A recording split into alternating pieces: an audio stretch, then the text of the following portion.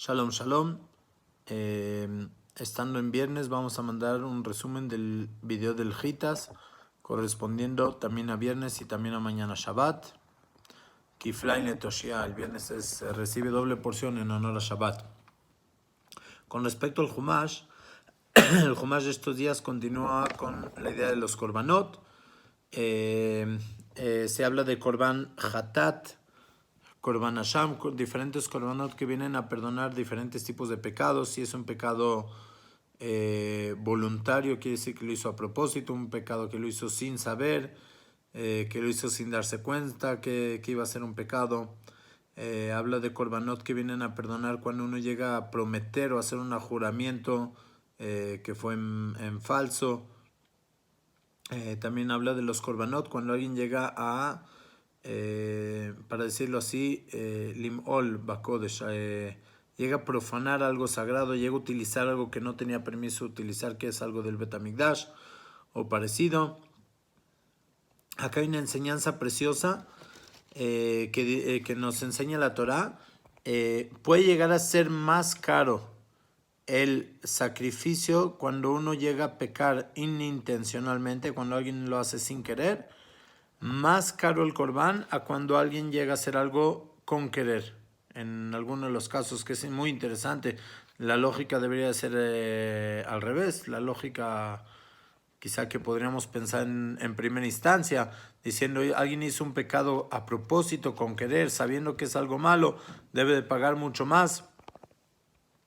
Pero aquí el Humash nos enseña algo diferente, nos enseña algo muy interesante. Se explica cuando alguien hace un pecado voluntariamente, sabiendo que es un pecado, puede llegar a ser de que sabía que era algo malo, está consciente, pero también está consciente del bien y el mal. Vamos a decir, tuvo un error, pero no le salió el error porque quiso, o sea, no le salió por sí solo, sino lo hizo a propósitamente, viene del lado del Yetzer Hará.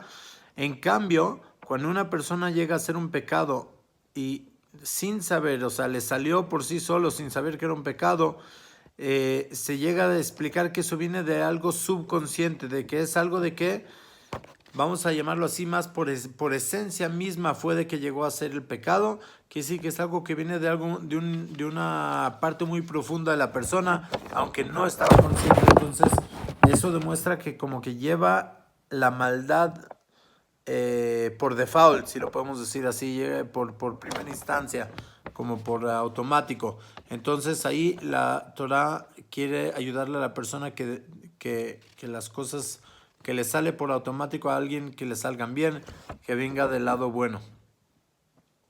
Y la Torah también habla de, en algunos casos, cuando alguien llegó a negar una obligación, algo que tenía que pagar, una culpa que tenía, y lo llega a negar y llega a jurar. Entonces al tratar de corregir después, si lo cachan y quiere corregir esto, la persona tiene todavía no solo que pagar la culpa que tenía, sino que dar un cierto porcentaje de multa, un pago extra por el hecho de haberlo negado.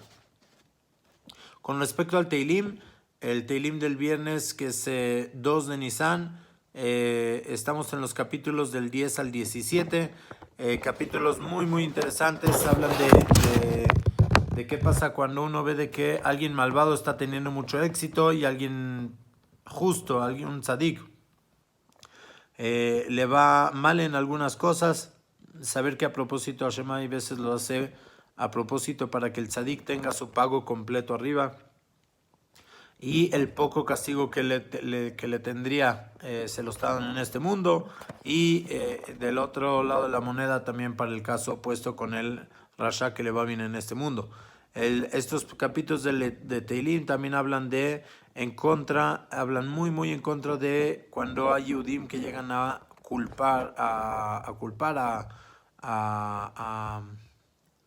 se dice a delatar a otros Yudim, acusar a otros Yudim, que es una cualidad terrible.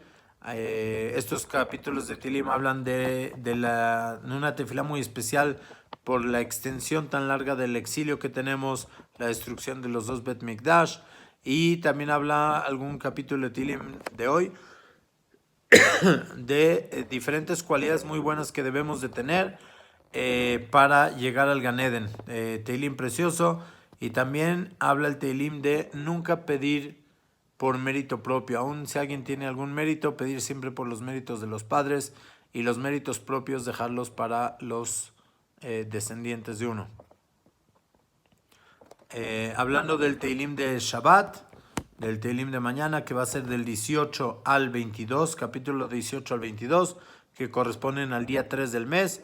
Estos capítulos de Teilim hablan de cuando uno tiene un milagro, siempre agradecer a Hashem y agradecer también por los milagros que ha tenido todo el pueblo de Israel, incluir el milagro propio con los otros milagros que ha tenido a Israel en todas las generaciones. Teilim también habla en Shabbat con respecto a de que los cielos mismos, toda la creación, la naturaleza que Hashem hizo, todo esto cuenta la grandeza de las maravillas de Hashem que nos hace. Y el Teilim también habla de cuando desgraciadamente alguien tiene algún querido, algún familiar en algún problema, siempre pedir por ellos. Y también siempre agradecer cuando uno tiene todo lo que necesita. Agradecerle siempre a Hashem, no depender, no pensar de que es por los buenos actos de uno, sino siempre agradecer a Hashem por sus grandes favores que nos hace. Con respecto al Tania de hoy viernes, el Tania de hoy estamos comenzando en el capítulo 38, siguiendo la idea del capítulo 37 que hablaba de lo especial que es cuando las mitzvot físicas llegan y están en contacto, uno hace un acto físico, entonces trae la Kedushá de Hashem al mundo físico, que no se quede la Kedushá en mundos espirituales. Entonces dice el capítulo 38, ahora podemos entender por qué la halajá dice que en ciertas partes, si uno no pronuncia las palabras que está diciendo en la tefilá, no cumple la mitzvah. Si uno solo lo está pensando, no sirve, especialmente en las partes de la tefilá que son, vamos a llamarles de oraita, que son muy importantes, son muy básicas, lo que es el Shema, la primera braja de la Midá, lo que es Birkat Hamazon. Específicamente hay que decirlo, hay que sacarlo de los labios, hay que decirlo, y todo esto se entiende porque la Kedushá tiene que impregnarse en el mundo, tiene que descender, tiene que unirse con lo físico, y si uno solo lo está pensando, solo esto se queda en el nivel abstracto. Entonces así es el Tania.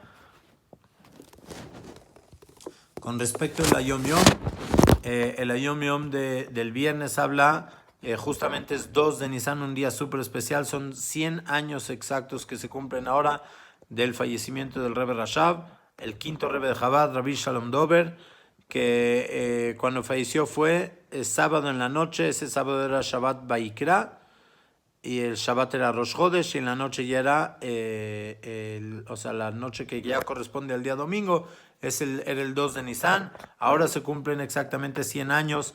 El Ayom Yom recuerda que el primer mamar del Rebbe Rashab, cuando asumió el liderazgo de ese Rebbe, fue Keter Itenu Lecha, el mamar diciendo de que hay que darle una corona al rey, hay que coronar a Hashem. Y el último mamar que dijo en este mundo físico, físicamente, es Reshit Goim Amalek, la idea de que hay que borrar el recuerdo de Amalek, es muy interesante porque estas dos cosas son de las mitzvot que hay, de las cosas que tenemos que hacer cuando llegue el Mashiach, coronar a Hashem, coronar al Mashiach, que es el enviado de Hashem, y borrar el nombre de Amalek, borrar el recuerdo de Amalek.